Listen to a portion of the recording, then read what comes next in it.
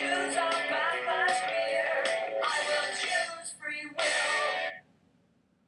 Welcome to a Guy in Apartment production of The Paradox of Freedom. The paradox of freedom is a standard philosophical puzzle or problem having to do with the nature and existence of free will. In general, a paradox is a set of claims, each one of which seems plausible on its own or seems well supported by good reasons, but which can't all be accepted. You could think that the problem of evil is a paradox for the religious believer. It says that God is omnipotent and omnibenevolent, but his creation is horrible, and it looks as though the religious believer is going to have to reject one of these claims, but is going to have a hard time figuring out which one of them is the one that is wrong. Here's a paradox known as the liar paradox. We think that each declarative sentence of English that doesn't have a vague term in it should be exactly one of true or false, but this sentence is false is a declarative sentence of English with no vague terms in it. If it's true, then, since what it says is that it's false, then it must be false. But were it false, then what it says isn't the case. So, since it says that it's false, it must not be false. So it must be true. So what is it, both true and false? You might think that the sentence just doesn't mean anything since it only talks about itself, but how about the next sentence is false, the previous sentence is true? You can go on and get even more complicated versions. Another peculiar fun one is called the Monty Hall problem. Assume that there are 3 doors, and behind one of them is $1 zillion, and behind the other 2 are bowls of moldy jello. You get to pick a door at random and have whatever's behind it. Now, obviously, you would prefer $1 zillion to a bowl of moldy jello, but unfortunately the doors are not conveniently marked, so you just have to pick at random. So let's say that you randomly pick door number 1, but your friendly host, Monty Hall, now opens door number 3 to show you that that door has a bowl of moldy jello behind it, and offers to let you change to door number 2 if you want. Now, it seems that door number 1 originally had a 1/3 chance of being the right door, and that now that door 3 is ruled out, door number 1 has a 1/2 chance of being the right door, but likewise with door number 2, so it makes no difference whether you switch or not. But that isn't the case. You should switch. This is paradoxical because we naturally think that what happens with door number 3 makes no difference to what happens with doors number 1 and 2, and yet you can check the actual consequences yourself with some cards. We want to believe the actual consequences, and we don't have any choice about that, but we also want to believe common sense, and we don't get to believe both in this case. There's another cute one, the unexpected hanging paradox. A condemned criminal is told that he'll be hanged one day this week, but he won't know which day it will be. But he reasons that if they put it off until Friday, then he would know that the hanging would have to be on Friday, so they can't put it off that long. But then by the same reasoning, if they put it off until Thursday, then he would know that the hanging would have to be on Friday, which it can't be, or Thursday, so he would know that it would be on Thursday, so they can't put it off for that long. By parity of reasoning, he gets all the way to Monday and is satisfied that he'll not be executed. To his surprise, they hang him on Wednesday. I mean, he didn't know it was a surprise. This is a paradox because we seem to have made no error in reasoning from true premises to the conclusion that he'll never be hanged, and yet he is hanged. So we're going to have to give up something about how to figure out the timing of surprises. Fortunately, those paradoxes are of some interest to logicians and statisticians and epistemologists, but they don't have much immediate application in ordinary life. The paradox of freedom, though, is a paradox that's a little less of a curiosity. This one seems like it has profound significance for our self-conception. We treat people with a respect that we don't afford other things, because we think that people have something peculiar, some sort of dignity that they have because of their self-control or their ability to make decisions. And we have attitudes toward people such as admiration, anger, pride, shame, hatred, and so on, that we never have toward anything that isn't a person. You can't literally admire the sun for shining. And if you hate cancer or something like that, you're anthropomorphizing it. You're treating it as though it were a person. Whatever that trait is that people have, let's call it free will. But what exactly is this free will stuff, and how does it fit into the world? The paradox of freedom looks like it shows us that we're going to have to give up on something important. We're going to have to admit that human beings cannot be scientifically understood, or we're going to have to admit that human beings don't really have any special dignity and that it doesn't make sense to have those particular attitudes toward us, or we're going to have to stop talking about free will in certain ways that we might want to take for granted. So here's the first claim of the paradox. It's called determinism. Determinism is the claim that every macroscopic physical event, and that includes every human action, has a sufficient external cause. So what's the idea here? Take some physical event. For instance, on this Thursday, March 20th, 2014, at 1:07 Central Standard Time, the asteroid 163 Erigone will be precisely between the upstate New York town of Oswego and the star Regulus for about 12 seconds. The star will blink out for about 12 seconds, hidden behind the asteroid. This is called an occultation. That is a physical event. Now, I've found out about that event by doing a random Google search for astronomical events, and what I've been told is the precise location of this big celestial rock calculated far in advance. This occultation is going to happen. It can't help but happen. Given the forces of gravity and the trajectory and mass of the asteroid, given the rotation of the Earth on its axis and its revolution around the Sun, and so forth and so on, that event is going to happen. The occultation has an external cause. That is to say, its cause is not itself. Given whatever set the asteroid and the Earth and Regulus and the Sun and so forth in motion, given the forces acting on all of these objects, that event is going to occur. All of those other events that will cause the occultation are external to it. They're in its past. The occultation's causes are sufficient for it to occur. Given that they have happened, the occultation will happen exactly as it will. They make it happen just as it does. Now, there is a branch of physics called quantum mechanics that documents that at the level of subatomic particles, physical events don't have to happen. They don't have sufficient external causes. However, even at the quantum level, there are statistical laws. For instance, a single atom of plutonium-238, this is some stuff that powers spacecraft and was used for a while on cardiac pacemakers, has a 50% chance of turning into a single atom of uranium-234 in about 88 years. For any given atom, that's it. That atom has a 50% chance of decaying in 88 years. There is apparently nothing that determines whether a given plutonium atom will decay into uranium. But if you have a pound of plutonium in 88 years, you will have half a pound of plutonium and half a pound of uranium. What that means is that even if a single atomic decay doesn't have a sufficient cause, the decay of the mass as a whole does. So for an analogy that's a little less precise but a little easier to understand, think about flipping a coin. If you flip a coin once, we could pretend it has a 50% chance of coming down heads. Now, in reality, how it will come down is determined, but we don't know how it'll come down, so from our point of view, it's as good as random. But if you flip a coin 1 billion times, it will come down heads almost precisely 500 million times. As with the atoms and the masses of atoms, what that means is that even if there's randomness at the level of very small things, there can still be determinism at the level of ensembles of such things. For instance, that asteroid that I just mentioned consists of trillions of atoms, and things are happening within those atoms that are individually random. But when you add up all of the random events, you get one big event that isn't random at all. So we can say that every macroscopic event, every event that takes place over a larger area than an atom, basically, has a sufficient external cause. And to be clear, as a presentation of physics, this has been a teensy bit approximate. But determinism, this claim, applies to human actions. Your body is a physical object made of physical elements. It obeys the laws of physics just like everything else. And every human action is an event involving that physical body. You might think that thinking isn't an action involving the body, but we do our thinking with neurons. Your thoughts, among other things, are motions of electrochemical impulses between nerve cells. It's tempting to think that your body stops at your neck, but your brain is just as much a part of your body as your kidneys or toes. Now, determinism does not imply that every event is predictable, at least not by us. The human brain is the most complicated and subtle object in the universe. The only way to get something more complicated than a human brain is to get more than one brain involved. And brains are pretty hard to get detailed knowledge about. Your brain is hidden and protected by your skull, and its relevant parts are minuscule. We have increasing power to learn about the behaviors of brains in real time, but there's no special reason to believe that we could ever know every state of every neuron in anyone's brain, though of course maybe we can do that eventually. Determinism says that events are determined, not that they're determined in simple ways. Determinism doesn't imply that our actions have causes that are immediately external to us. Determinism claims that when a person does something, that action has a cause that is external to that very action. But the cause doesn't need to be external to the person.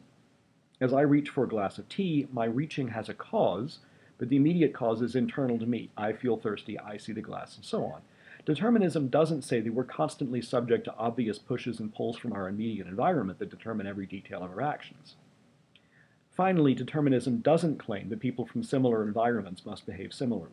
There are causal laws governing how people behave, but those laws don't say something like, if you're from a poor background, you will become a criminal. There obviously are no such laws, so the fact that people from similar backgrounds behave very differently isn't relevant to determinism. But your body is a physical object. It's subject to physical law, and likewise for every part of your body, every nerve cell, every muscular twitch. What determinism does imply is that your actions have been determined since long before you decided on them, long before you were born. Determinism claims that your actions are determined, your decisions are determined, your deliberations are determined, and so forth to the beginning of time. Your actions are the result of electrical impulses in your brain, and those impulses are the result of the genetics of the brain and various influences on your brain from the moment of conception or a little while afterwards until now. And your genes and your environment are determined by forces beyond your control. However, that doesn't mean that your actions are determined against your will or that you can't help but do what you do. If you perform an action, you're determined to do so. So let's say that you look at a menu and you need to decide between salmon and chicken, and you settle on salmon. Now, according to determinism, you were determined to settle on the salmon, but it's not as though you could have decided to do something different, like ordering the chicken, but found yourself doing what you were determined to do anyway. It's not as though you might have internally settled on the chicken, but heard your mouth say, contrary to all of your wishes and directions, that you want chicken. The decision was determined by earlier factors, but the causes of our actions don't, as it were, reach around our deliberations and decisions and make us do things that we don't want or decide to do. The causes of our actions make us want or decide to do things, and then the wants or decisions make us do the things. The structure of your brain and the stimulus impinging on it at the moment make you deliberate between salmon and chicken. The deliberation makes you settle on the salmon, and the settling makes you say out loud that you want the salmon. Now, determinism as described appears to be the result of our best physical science. Of course, science is always tentative and self-critical, but we have as much reason to be sure about this as we have to be sure about anything.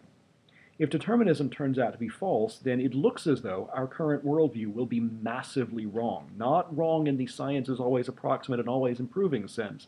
This would be wrong in the we might as well have been doing astrology and witchcraft the whole time sense. Here's the second claim of the paradox. The claim is that we have free will, that at least some people perform at least some of their actions freely and of their own free will. Now, what exactly that means isn't obvious. There are competing theories about the nature of free will, and it could be that free will is a simple, indefinable concept. But we can say a little bit. To say that a person performs an action of her own free will is to say that in some sense whether she performed it was up to her. She has to have done it for some reason of her own, for some reason that she recognized, consciously or not, and that guided her action.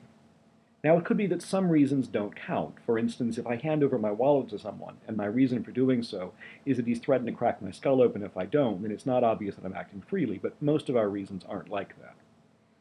One important way in which we express our conviction that we have free will is that we hold people responsible for their actions. We can praise or blame them, we can punish or reward them, we can feel anger or gratitude or admiration or respect for them. When the action is one's own, one can feel pride or shame or guilt. Now, obviously that isn't all that there is to freedom, since routinely we perform actions freely that it would never occur to anyone to praise or blame us for, because most of our freely performed actions are pretty neutral. I freely order the salmon, but it would be weird to feel proud of ordering the salmon unless I'm recovering from some salmon-related trauma and it takes special bravery to face another salmon. But even if that isn't all that there is to freedom, still it's a very important aspect of freedom. If we didn't think that other people were free, then it seems that we wouldn't have much need to treat them with the peculiar dignity and respect that we afford to other human beings. We would treat one another as at best superintelligent dogs or something. And our self-regarding behavior would be radically different too. While most of our decisions are pretty neutral, you won't warrant praise or blame for ordering the salmon instead of the chicken. Some of them aren't. And when we try to think through our reasons and make the best decision that we can, it seems that we're taking for granted that our actions depend on those reasons and our awareness of them. That is, we're taking for granted that we have free will, that our actions are our own. So it looks as though accepting that we have free will is vitally important for morality. So the first two claims of the paradox are determinism and the claim that we have free will. Determinism seems to be an implication of our best scientific theories, and free will seems to be a presupposition of morality. So far, we just have two plausible claims, but there is no contradiction between them. The fact that our actions are determined by forces beyond our control, and the fact that they are ours and that we perform them for reasons of our own, have no logical relationship at all. So far, there is no paradox. But there is another claim about free will that seems plausible to many people. Incompatibilism is the claim that if a person's action has a sufficient external cause prior to her deliberations, then she doesn't perform it freely. That is to say, determinism and free will contradict one another. So here's the idea. Today it was sunny out. I'm pleased that it was sunny, but I'm not proud of the sunshine because I had no control over it. That it was sunny was determined by factors beyond my control. And if something's determined by factors beyond my control, then it doesn't seem to make much sense to think that it's an action of mine that I performed freely. But according to determinism, all of our actions were determined by events in the distant past, prior to our own births. Since we can't control events prior to our own births, then our actions are determined by factors beyond our control. So it looks as though, if determinism is true, then a person is no more free with respect to her own actions than she is with respect to the weather. They're both determined by factors beyond her control, so neither of them is up to her. She isn't responsible for either one, and she isn't free with respect to either one. Interestingly, while determinism looks like an implication of science, and free will looks like a presupposition of morality, incompatibilism is neither a scientific claim nor a moral claim. It looks like a philosophical claim. Given your choice between giving up a little bit of science, a little bit of morality, or a little bit of philosophy, which one would you rather do without? But anyway, with these three claims in place, we can now grasp the paradox. Let's assume that Sally performs an action. According to determinism, it was determined by forces beyond her control. So according to compatibilism, she didn't perform it freely. So, if determinism and incompatibilism are both true, she doesn't have free will. She didn't perform it freely. Alternately, assume that Sally performs an action that we would ordinarily think was performed freely, and moreover that it was. So, according to incompatibilism, it wasn't determined by factors beyond her control. In that case, determinism would be false. Her action would not have a sufficient external cause prior to her deliberations. Finally, assume that Sally freely performs an action that was determined by forces beyond her control. So determinism was true, and she has free will. In that case, there's obviously no incompatibility between determinism and free will, so incompatibilism would be false. So of these three claims, one of them is false. I don't know which one it is, but one of them is false. A solution to the paradox will be a theory denying one of the claims, and trying to convince us that that claim wasn't as obvious as it seemed, in fact wasn't true. There are three solutions, obviously, since there are three claims to deny. Two of the solutions will accept incompatibilism. They will agree that free will cannot exist in the world described by modern science. One view will say, so much the worse for free will. The other will say that science is going to have to make some revision at some point. So here's the first and overwhelmingly least popular of the three solutions to the paradox. It is called hard determinism. On hard determinism, determinism is true and it's got bite. It is a hard thesis with hard consequences because incompatibilism is true and so we don't have free will. That's the claim of hard determinism. Determinism is true, incompatibilism is true, and we are not free. The hard determinist claims that the world is as science reveals, and such a world is one in which free will can't exist, so it doesn't. But free will seems to be a presupposition of morality, of treating one another with dignity, of taking responsibility for our own decisions. So doesn't hard determinism totally wreck the dignity of our lives? The most important thing to notice about this concern is that it's really a concern with accepting hard determinism, not a concern with determinism itself. What if accepting hard determinism led us all to behave like crazed nihilists with no regard for self or others?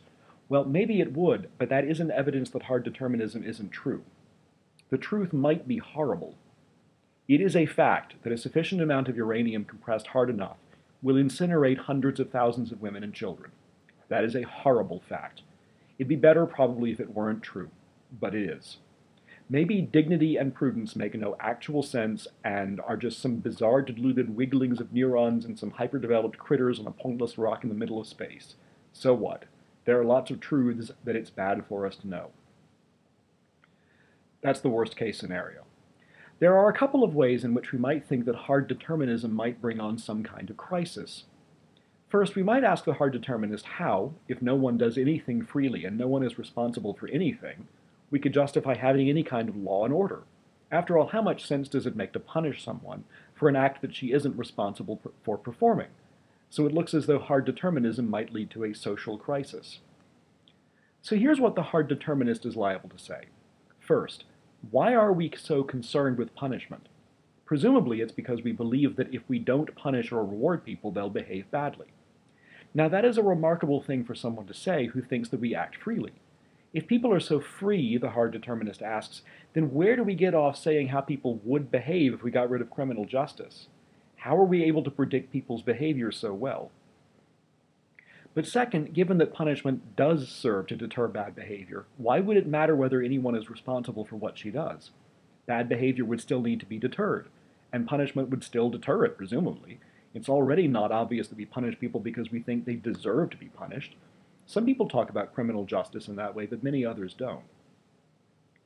The other crisis that someone might think that hard determinism brings on is a personal crisis. After all, if you're not free and responsible for what you do, then what's the point of anything, someone might ask? Wouldn't accepting hard determinism just demotivate everyone to the point that we lie in bed and never move? Again, the first thing that the hard determinist is going to say is that if we're so good at predicting people's behavior, then it's weird to insist about how free we are. And of course, hard determinists do exist and they do get out of bed in the morning. But the broader point that the hard determinist would make is this. Why do you get out of bed? Presumably to pursue some goal of yours. But is proving that you are free and responsible one of those goals? If so, that is very strange. But if not, then why would the fact that you aren't free and responsible be relevant to your getting out of bed in the morning? Who cares? So it might be that hard determinism has some responses to these concerns, but remember that in trying to make good decisions, we seem to be taking for granted that our decisions are ours, that we make them for reasons. If we're trying to make the right decision about whether to believe that free will exists, then we seem to be taking for granted that the decision that we make will be ours, that we will be making it for reasons.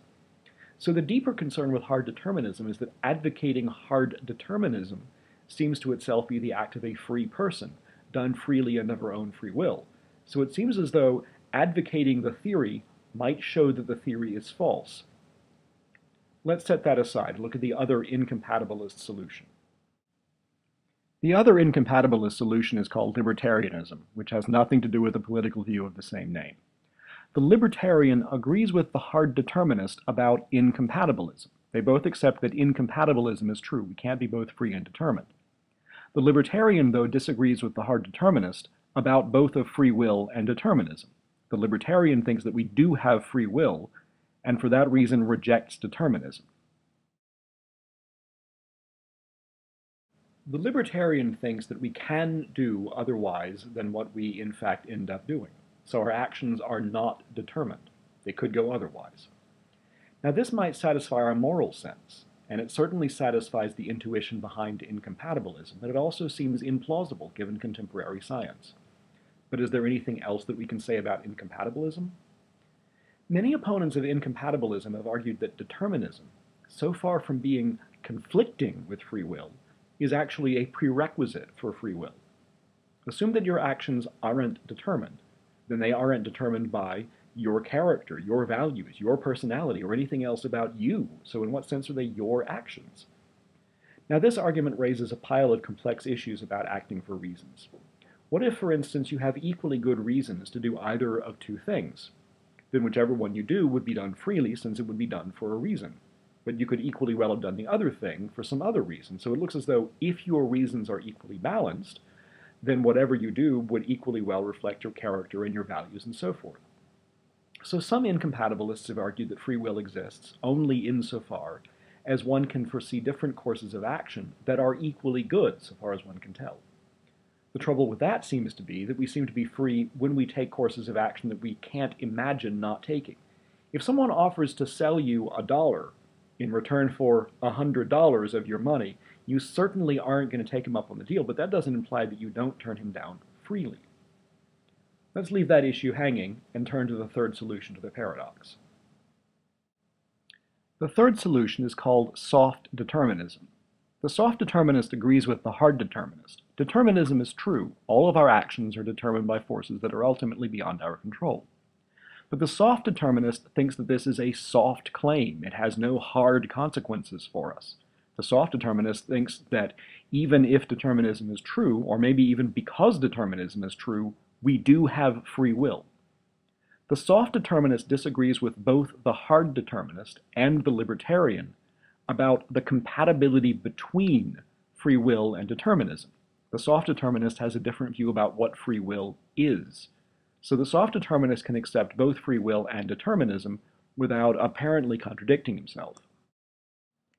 Now, this view looks like the weirdest one, but it's actually the most popular view among contemporary philosophers. The soft determinist has a different view about what free will is. The libertarian and the hard determinist disagree about whether we have free will, but they agree about what it is. Free will, for both of those views, requires being able to do something other than what you end up doing.